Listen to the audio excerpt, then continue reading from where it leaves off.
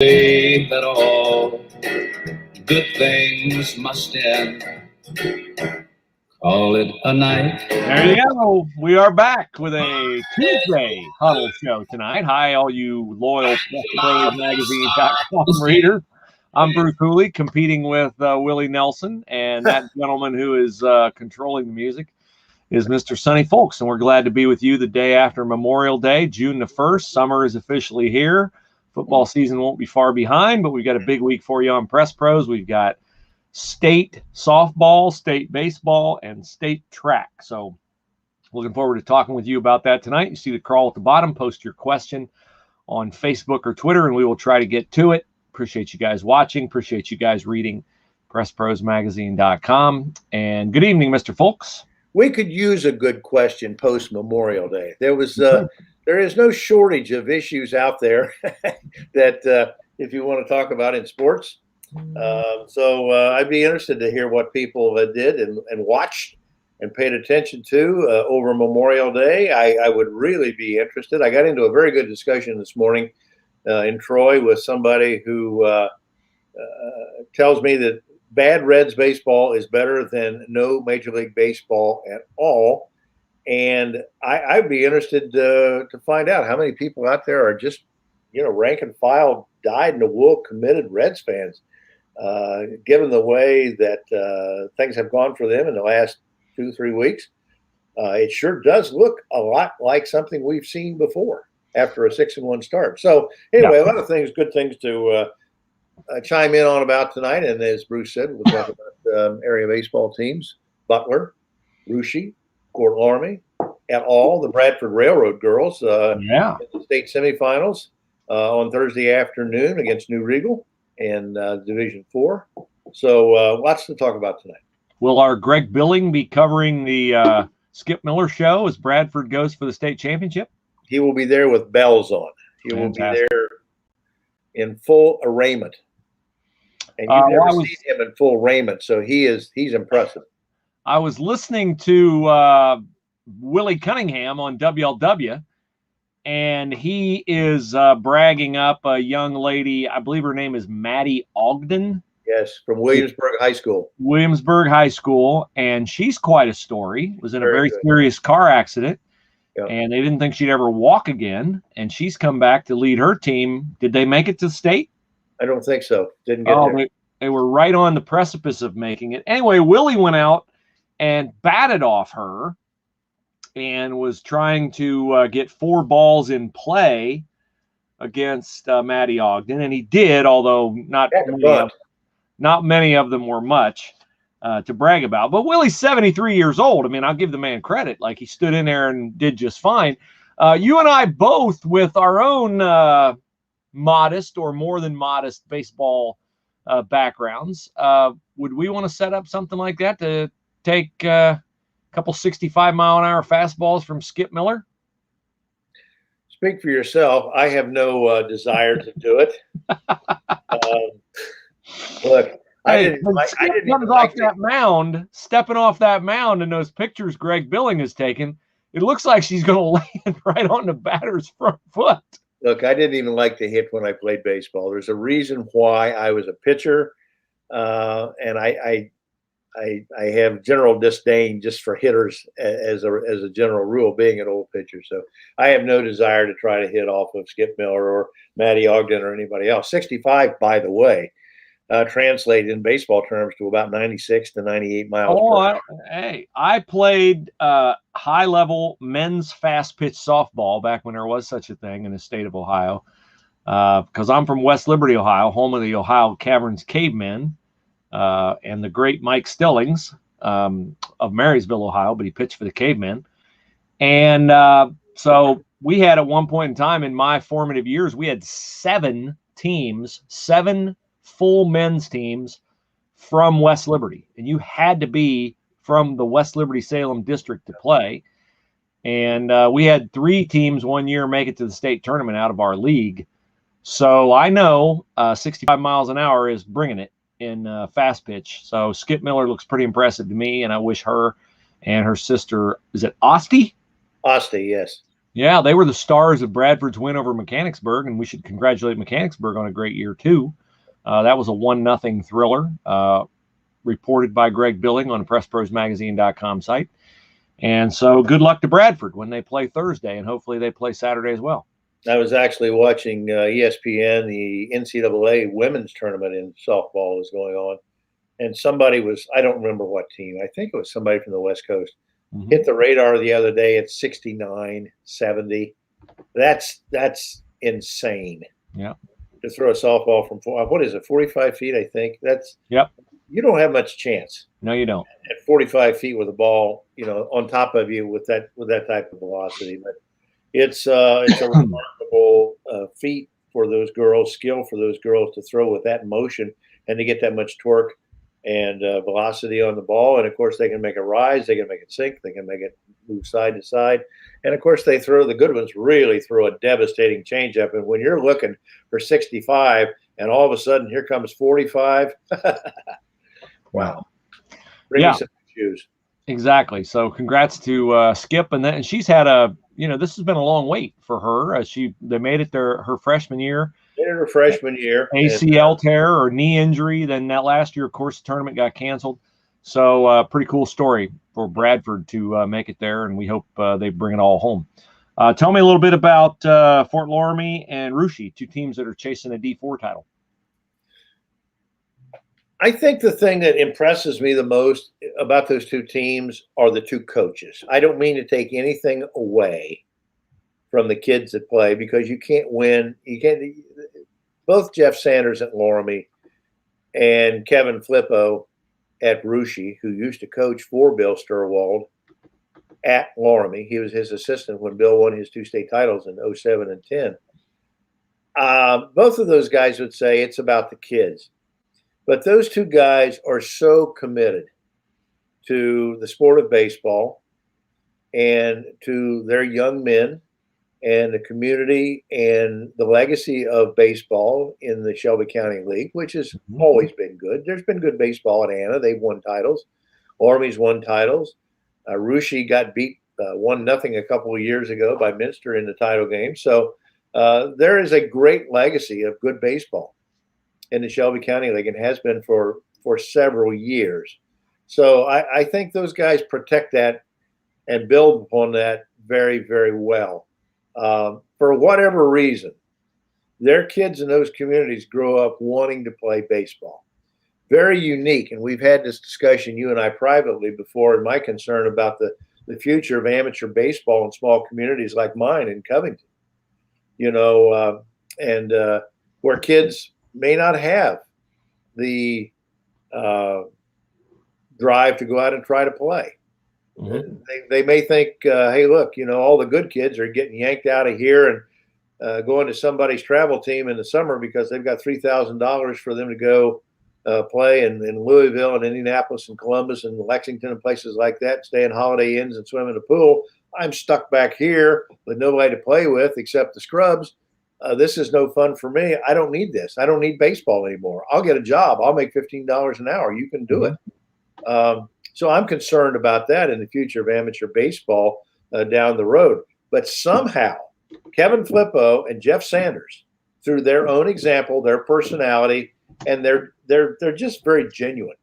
When they go out and put a team together and they tell those boys, hey, look, this is your role on the team. If I put you in there in the seventh inning to put a bunt down, we are depending on you to get that bunt down. And those boys take that to heart. And I think their execution stands out. It has for years. Bill won his two titles that way. Mike Wiss wins that way at Minster. There's another guy just like Flippo and Jeff Sanders. Those guys have won those kids over. And baseball is relevant. It's important. It's not just a non-revenue sport there, something to do until we get into football in the fall. It's important. Those kids play all summer long. They enjoy it. And here those two teams are. They're in the regional semifinals in opposite brackets. And if they win on Thursday, they're going to play each other for the regional title and an opportunity to go to Akron on Saturday. That's happened before a couple of years ago when Russia knocked Laramie out, I think, of the state in the regional semifinal game. So it's high drama. It's a lot of fun. The people support it tremendously. They're proud of it, and I'm looking forward to it. The other team, of course, I want to bring up and talk about is Trent Deuce team down at Vandalia Butler. Yeah, knocked off Moeller last week, and I'm going to be honest with you. I didn't think they would get that done. I think their pitching is good. They got a couple of really nice left and right hand arms to start with, and if you got a couple pitchers in the state baseball tournament, you can do big things. But I have watched Butler over the course of the year. I had some questions about their offense, but they seem not to worry about how they're going to get runs. And once again, if they have to put a bunt down, if they have to play small ball, if they have to scratch and call, they scored the other night on a play where the pitcher faked a pickoff play to second base, acted like he fell down. The runner thought the ball went into center field. He heads for third, and suddenly here's the pitcher holding the ball. He had it all the time. That kind of stuff that I haven't seen since Chris Hardman did it at Piqua, or Jim Hardman at Piqua, and Chris Hardman at Ottawa Hills up in Toledo. So, they make it fun. There's always a little bit of trickery with high school baseball. And Butler, I think they've lost once or twice this year. They're like 26-1 or 26-2, and wow. They are very, very good. They got a couple of really good young starting pitchers. So that'll be interesting to see this weekend. I think they play Mason in the region. I may be wrong with that, but in the regional semifinal game. All right, very good. Well, all that hidden ball trick, that reminds me of a guy I used to cover many years ago, the legendary Ron Frazier, the head coach at the University of Miami. And they pulled the hidden ball trick a few times, along with Mike Martin at Florida State when Deion Sanders was playing college baseball for Florida State. So let's talk a little high state baseball now, Sonny. You've been on the Buckeyes all season long. I think we can say, I'm going to say it. They underachieved. They have better talent, but I see Indiana didn't make the NCAA tournament either. First of all, do you agree with me that they underachieved? Well, I think they underachieved if you consider the fact that they thought their pitching was going to be dominant in the Big Ten. From a standpoint of their pitching, yes, they underachieved. Seth Lonsway, who came back this year specifically to better his draft status, over what he did last year. And I think he was 8-4. No, not 8-4 last year, but the year before he was 8-4. Only had a couple of 3 starts last year in the shortened season with COVID. So he comes back this year, skips the draft, and says, I'm going to bet on myself. I'm going to bet on myself that I'll get 12 starts, 10 to 12 starts. I'll go 7 or 8-1. I'll lead the Big Ten in strikeouts, which I think he did, but he also had a strikeout to walk ratio is about 2-1. He struck out 95, 96 guys and probably walked 40. So again, he didn't show the command that I think scouts want to see. I think he's going to get drafted. I just don't think he's going to be in the top 15 or 20 college pitchers taken. So from the standpoint of their pitching, Burhen was good this year. Their second starter. Griffin Smith never did get healthy. Their projected third starter. They thought their bullpen was going to be lights out. It never was very consistent. They had a couple of new arms that came up and threw hard, really hard. 96, 97, 98. Jack Neely transfer from Texas. But what I saw in baseball this year, and I saw it with the Buckeyes, and I saw it with other teams. It's hard to hit the fastball now. In college baseball, the fastball is not 91, 92. The fastball now is 96, 97, 98. And if that ball is in the upper part of the strike zone, it's really hard to get around on the fastball, get on top of the fastball. I saw that all year. So I think that was an issue for them. They only hit 240 as a team this year. And the Big Ten was full of guys throwing at 95 miles per hour. So I think it's something that they have to work on. I think Beals knows that.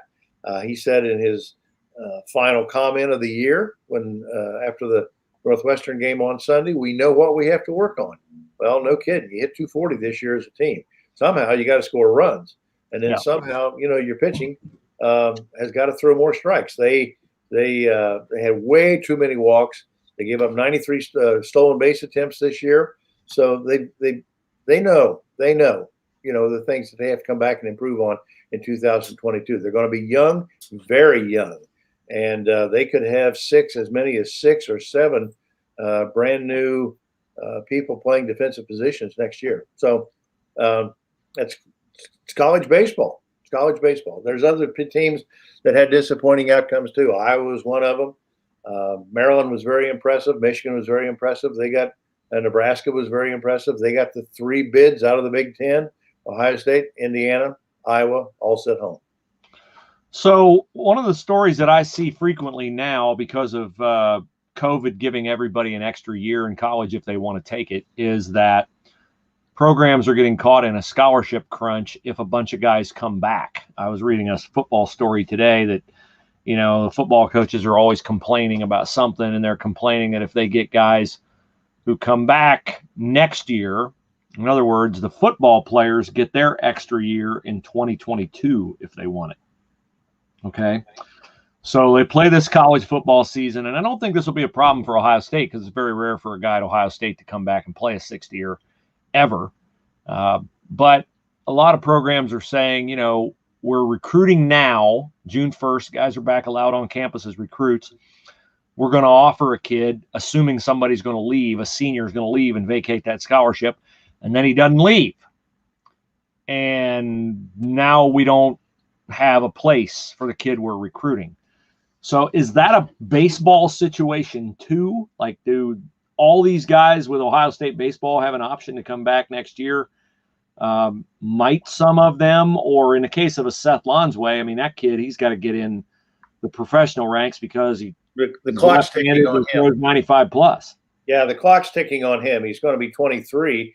I think his next birthday, and you don't want to dedicate another year to college baseball when you're that old. So he needs to get out and see how he can do it.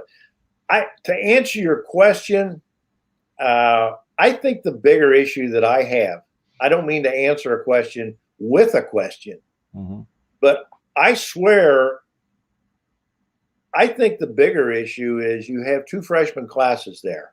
The one that came in this year and the one that was granted another year's eligibility from 2019. And I think the issue is you've got 2 years invested in all these guys that these recruits coming in, plus the time that you recruited them. You really believe these are the guys that were going to move the needle for your program. I can't see, there's only so many places on the field to play. That's right.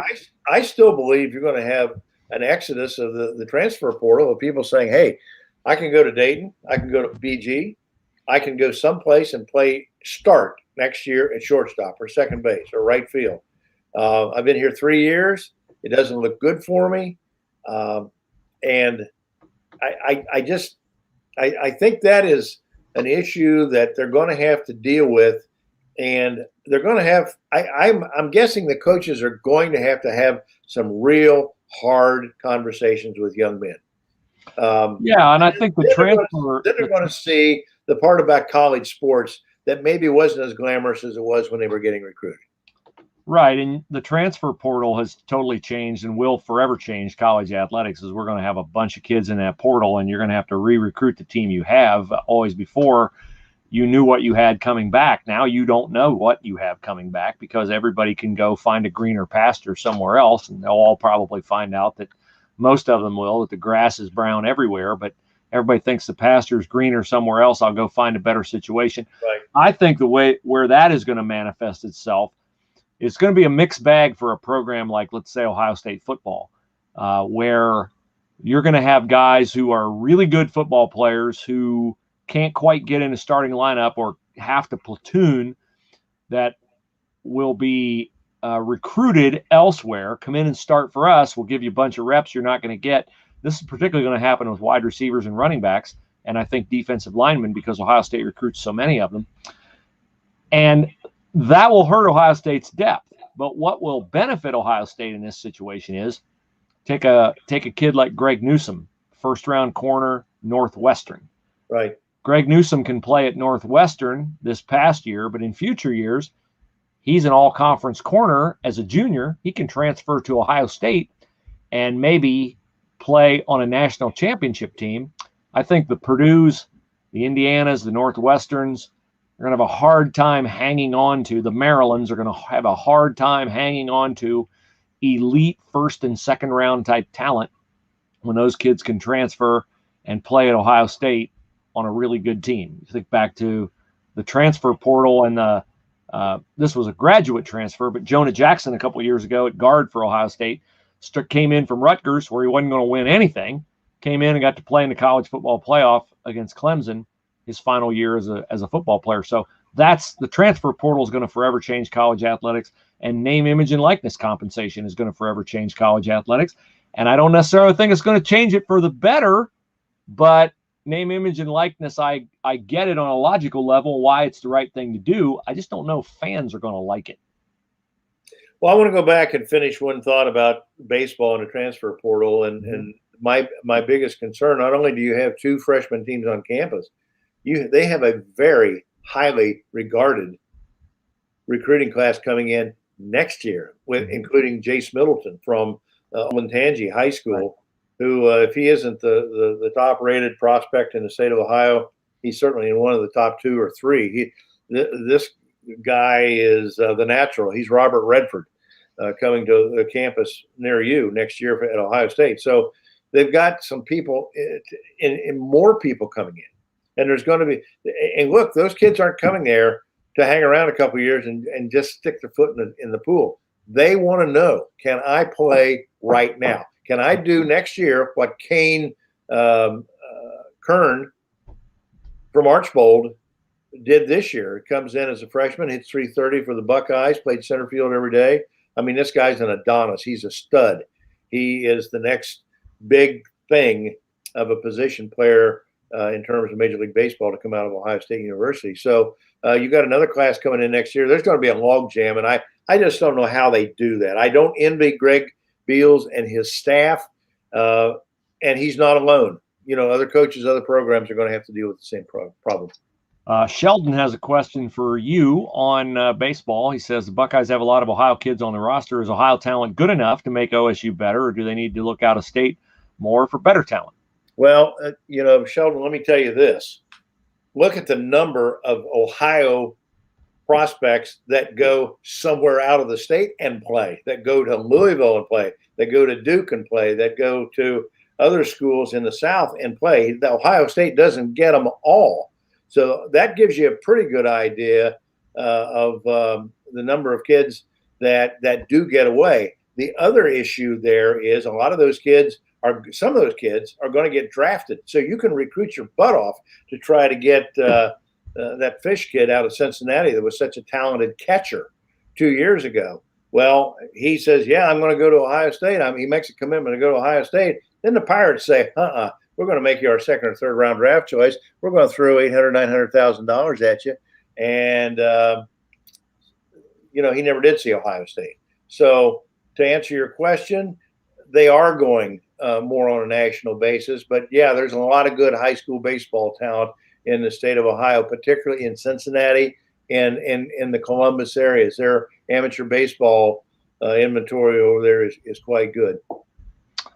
All right, my friend, you have a column on PressProsMagazine.com about the professional tennis player Naomi Osaka, which is not a topic we cover on Press Pros very often. Not much. But she has withdrawn from the French Open. I think she might have one of those like social anxiety disorders where, remember Ricky Williams used to always wear his hat or wear his helmet. And we want to be respectful of anybody who's got mental disorders are a real thing.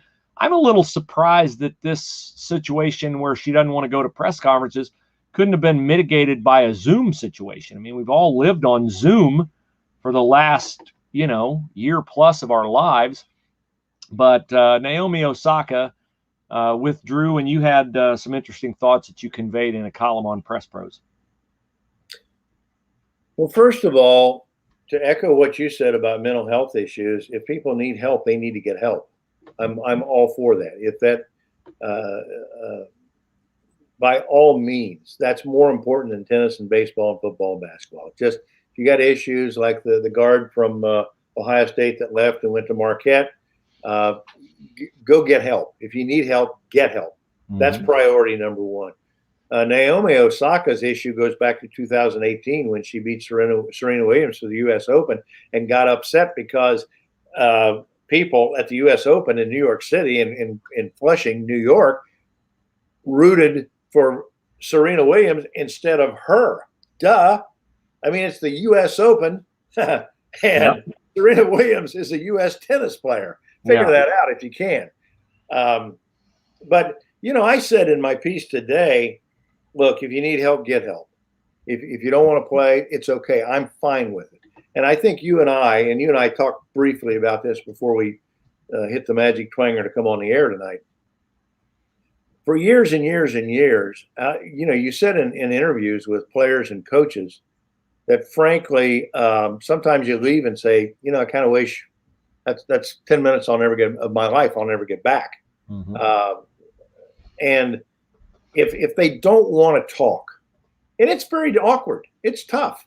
You know this. Yep. I mean, you've been at higher levels of interview and writing that I have. I mean, to stick a microphone into the face of somebody who's just seconds away from a devastating loss and expect them to say something profound so that you can write it and get something that somebody else doesn't get and get it better. I have always said to coaches, hey, look, if you don't want to talk, that's fine. Players, if you don't want to talk, that's fine. Because your right to exist supersedes anyone else's right to know. Yeah, that's right. It really does. And not only that, I watch some of these NBA interviews, post-game interviews, or the NFL. Let me ask you this. We talked about this. When's the last time you ever learned anything from an NBA post-game interview? Now, contrast that to a high school coach or a high school player. If you sit down and you ask Ray Zawatsky Sr. a good question post-game, you're going to learn something about his team, about his basketball philosophy, about his players, about himself. But if you ask that to LeBron, or if you ask it to one of these guys that they sit up there and you don't learn anything, you get some diatribe, some stream of words that have nothing to do with the game of basketball itself. And for the sake of what? To say, I got a quote from LeBron, or I got a quote from Chris Paul. I'm just saying it's okay. If you don't want to talk, frankly, people pay. People pay to watch you play. People don't come and say, hey, you know, I know she's playing with an asterisk, but it's okay. No. Because they want to be entertained. They want to see you at the highest level. They don't care if you talk or not, or what you have to say in most cases. Yeah, and I mean, look, it's some of this, and I don't mean if Naomi Osaka's got social anxiety disorder or whatever, that's a completely different thing. But if it's related to, how dare you root for Serena Williams over me? I mean, there's a little bit of toughen up buttercup in that. I mean, I know. You know, you are right. Serena Williams is a tennis icon, no matter where she's from. I mean, I would dare say if there was a, at the time, unknown American tennis player, let's say Naomi Osaka was not Japanese, that she was American, and let's say it was a male tennis player, an unknown American playing Roger Federer or playing Rafa Nadal for the U.S. Open, chances are the crowd's going to go with the icon. And that's what the situation was. Serena Williams was getting to the end of her career. Nobody knew how many more U.S. Opens she was going to win.